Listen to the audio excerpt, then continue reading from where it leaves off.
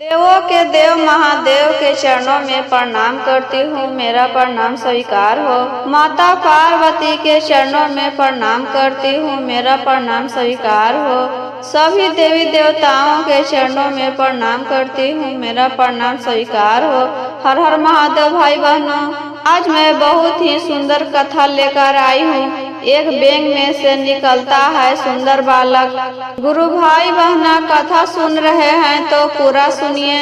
आधा अधूरा सुनने से शिव जी का अपमान होता है और पूरा सुनने से ज्ञान होता है, इसलिए जब भी सुने पूरा सुने। गुरु बहना, एक गांव में एक गीता नाम के शिष्या बहना रहती थी। शिष्या बहन जो थी बचपन से ही बहुत पूजा पाठ करती थी, शिव चर्चा में जाती थी, साथ ही साथ बहुत पढ़ाई भी करती थी। वह अपने माता पिता के साथ रहती थी। गुरु बहना, एक दिन गीता के माता पिता उससे कहते हैं, बेटी तुम इतना छोटी हो, यह सब क्यों करती हो?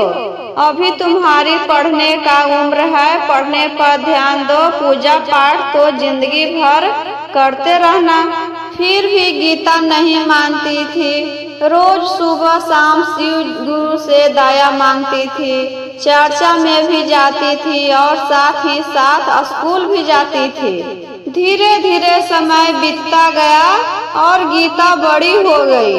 गीता बड़ी हो गई दीदी तो उसके माता पिता उसके एक सुंदर घर बर देखकर गीता का ब्याह कर देते हैं। ब्याह होने के बाद गीता अपने सास ससुर और पति के साथ रहने लगती है। धीरे धीरे समय बीतता गया दीदी, लेकिन गीता का एक भी बाल बच्चा नहीं हुआ। कई बरस हो गया था ब्याह करना, फिर भी गीता शिव गुरु को नहीं छोड़ी। शिव चर्चा में रोज जाती थी। गांव घर और घर सब ताना भी देने लगे उसको दीदी, लेकिन शिव गुरु को नहीं छोड़ती थी। सभी लोग कहते थे, दीदी यह बहुत पाप की है, इसी चलते यह बांझ है। शिव चर्चा में भी जाती थी तो कोई औरतें उससे बात नहीं करती थी। अगल बगल के औरतें भी उससे नहीं बोलती थी कि यह बांझ है। उसका पति बारंबार कहता था कि एक अनाथ आश्रम से बच्चा ला देते हैं, उसी को पालना पोसना, वही हमारा संतान रहेगा। लेकिन गीता नहीं मानती है, कहती है हम पाप किए हैं तो सजा तो हमें ही मिलेगा, इसलिए हम ऐसे ही जिंदगी काटेंगे। ऐसे ही करते करते दीदी गीता का आधा उम्र बीत गया।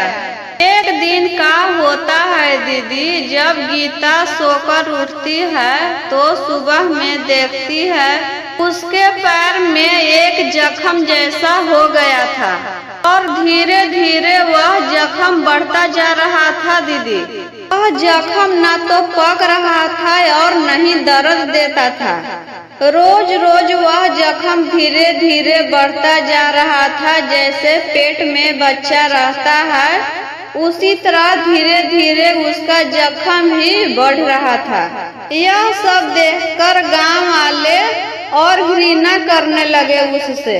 कहते हैं, देखो तो यह इतना पाप की है कि इसका पाप उसके पैर में से निकल रहा है।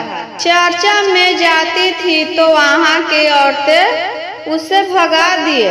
कहते हैं, दीदी कि यहाँ और किसी को फैलाने आई हो, अपने घर पर रहो और बाहर नहीं निकलना। गीता वहाँ से चली जाती है दीदी मन उदास करके और अपने घर पर ही चर्चा करने लगती है उस दिन से, और बाहर तक भी नहीं निकलती थी। एक दिन उसका पति उसे डॉक्टर के पास दिखाने के लिए ले गया। डॉक्टर को भी पता नहीं चले रहा था कि यह क्या बीमारी है, यह कैसे हो गया, यह तो नया बीमारी आया है मेरे पास। डॉक्टर कहता है, दीदी कि यह मुझसे इलाज नहीं होगा, आप इसे घर ले जाइए, जो होगा वह भगवान के भरोसे छोड़ दीजिए।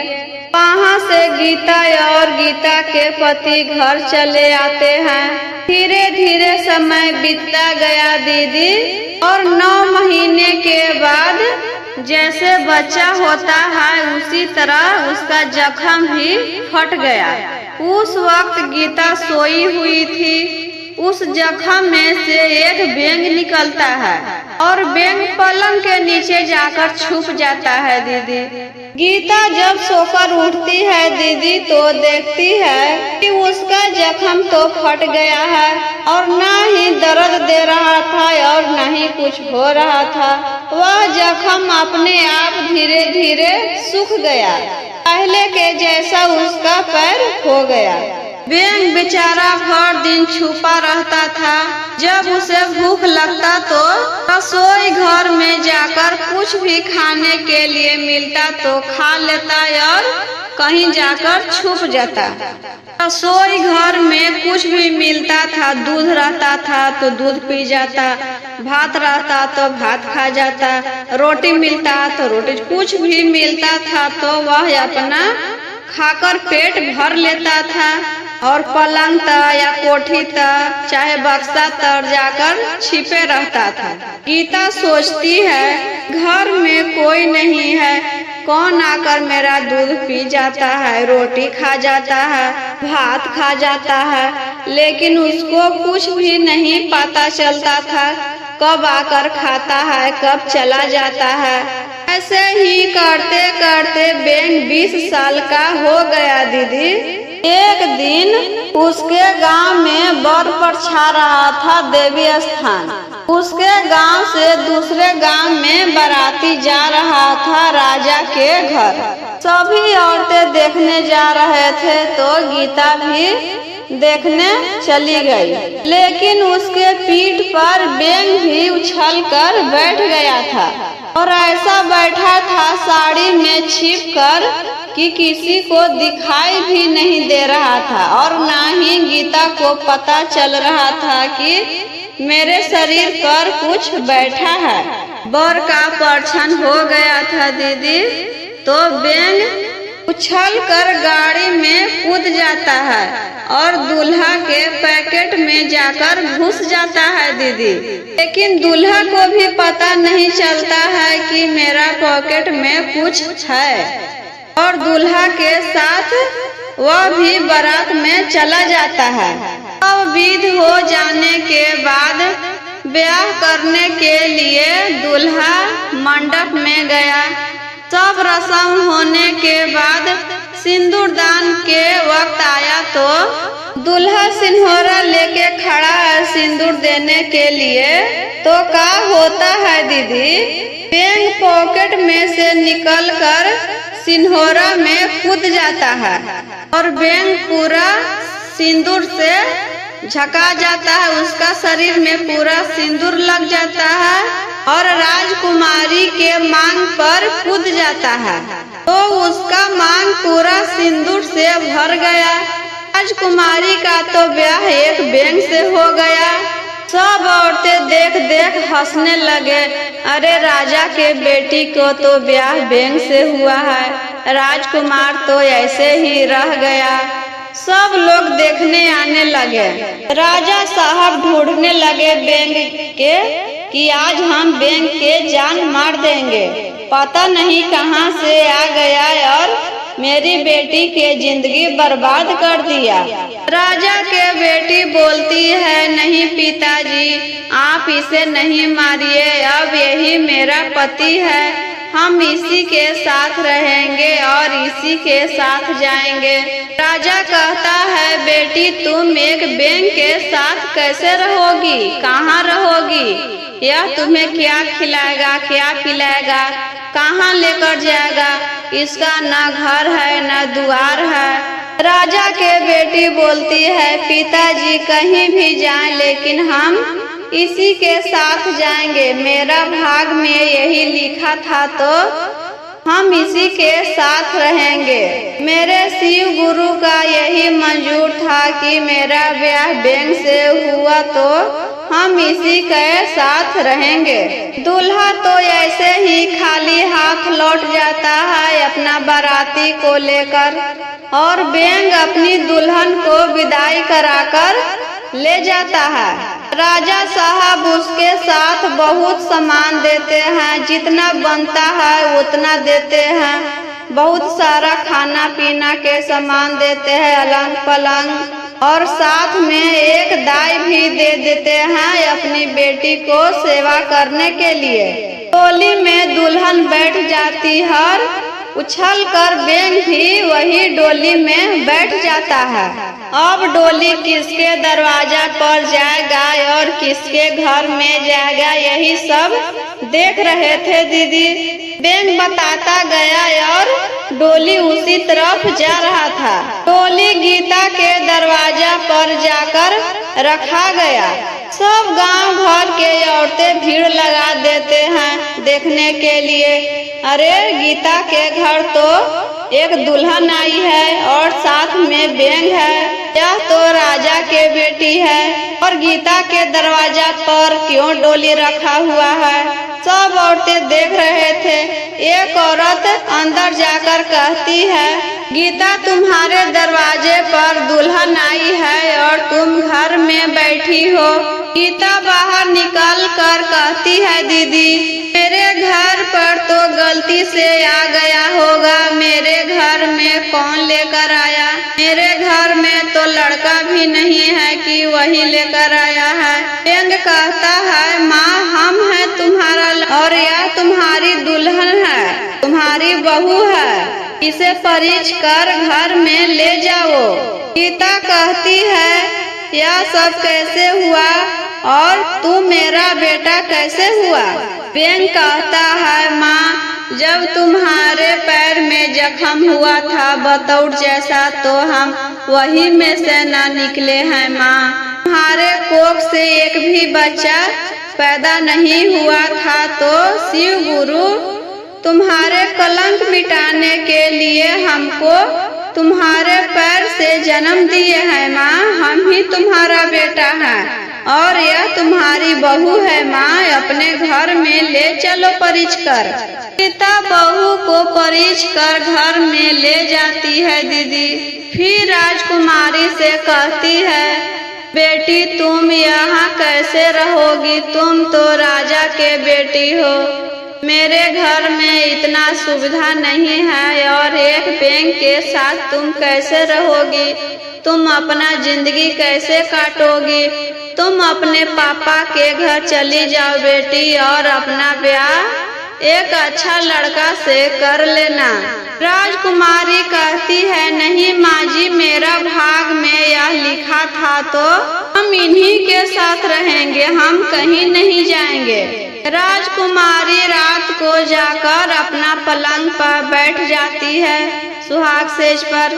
रात होता था दीदी तो बेंग अपना ऊपरे से कवर उतार कर रख देता था और सुंदर राजकुमार बन जाता था।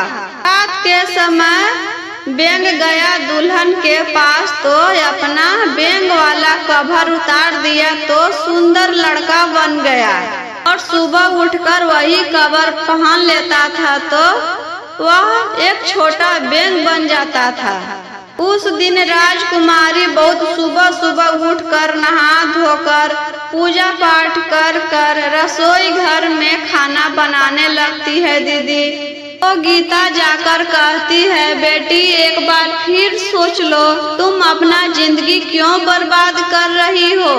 हम तुम्हें तुम्हारे पिता के पास पहुंचवा देते हैं, तुम एक बेंग के साथ कैसे रहोगी?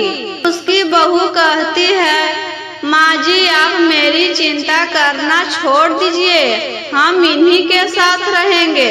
एक दिन का होता है दीदी, राजकुमारी अपने सास ससुर को खाना खिला देती और अपना और अपने पति के खाना लेकर घर में चली जाती। तो गीता देखकर कहती है, तो एक है और 2 थाली में खाना ले जा रही है, बेंग इतना खाना खा जाएगा?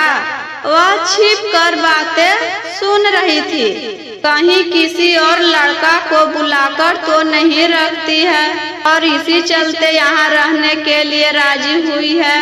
राजकुमारी खाना लेकर अंदर जाती है दीदी तो बैंग अपना कवर उतार कर एक सुंदर लड़का बन गया और बिस्तर पर बैठकर खाना खाने लगा।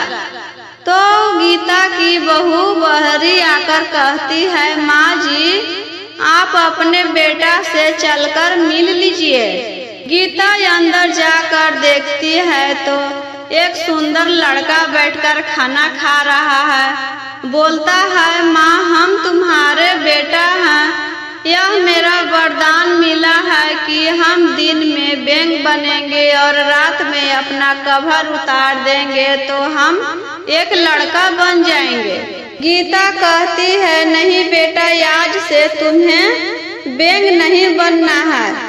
अब तुम अपना भर दिन यही चेहरा रखना ताकि सभी गांव वालों देखेंगे कि मेरा भी एक बेटा है।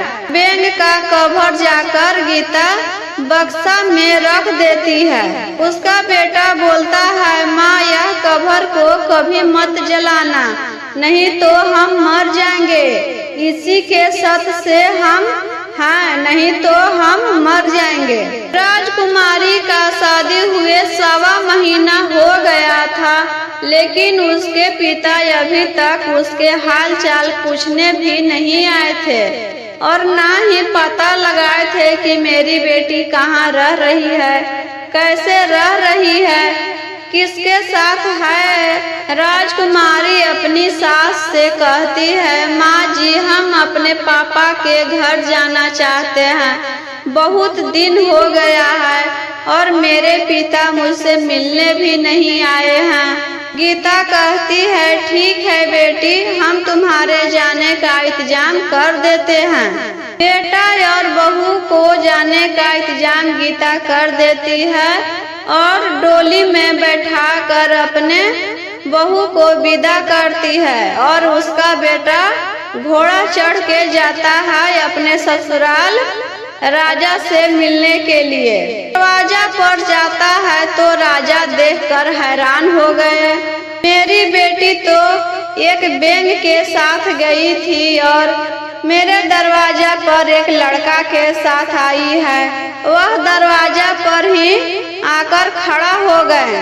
कहते हैं, दीदी मेरा दहलीज तुम नहीं लांघोगी, मेरा सर तुम झुका दी हो। पता नहीं किसके साथ रह कर आई है। यहाँ से बैंग के साथ गई थी और उधर से एक लड़का के साथ आई हो। पता नहीं किस जात का है और किससे शादी करके मुंह काला करके मेरे दरवाजा पर आई हो। मेरा कुल का दाग लगा दी हो। अब तुम मेरे दरवाजा पर से चली जाओ, तुम दहलीज नहीं लांघ सकती हो। बेटी कहती है, पापा हम आपका सर कभी नहीं झुकने देंगे। हम कभी ऐसा गलत काम नहीं किए हैं पिताजी। मेरी शादी इन्हीं के साथ हुई थी। बैंग के रूप में यही थे और यही इनका असली चेहरा है। सब बात अपने पिता से बताती है दीदी। तो राजा साहब अपने बेटी और दामाद को अंदर लेकर जाते हैं, पूरा खातिरदारी करते हैं। कुछ दिन रहने के बाद दीदी राजा अपने बेटी और दामाद को विदा कर देते हैं और उसी दिन से राजकुमारी खुशी खुशी अपने ससुराल में रहने लगती है। अगर मेरा वीडियो अच्छा लगा हो दीदी तो लाइक करे, शेयर करे। चैनल पर पहली बार है दीदी तो चैनल को सब्सक्राइब कर दे ताकि कोई भी वीडियो डाले तो आप तक पहुंच जाए। और कमेंट बॉक्स में हर हर महादेव, ओम नमः शिवाय लिखना ना भूलें। हर हर महादेव भाई बहनों।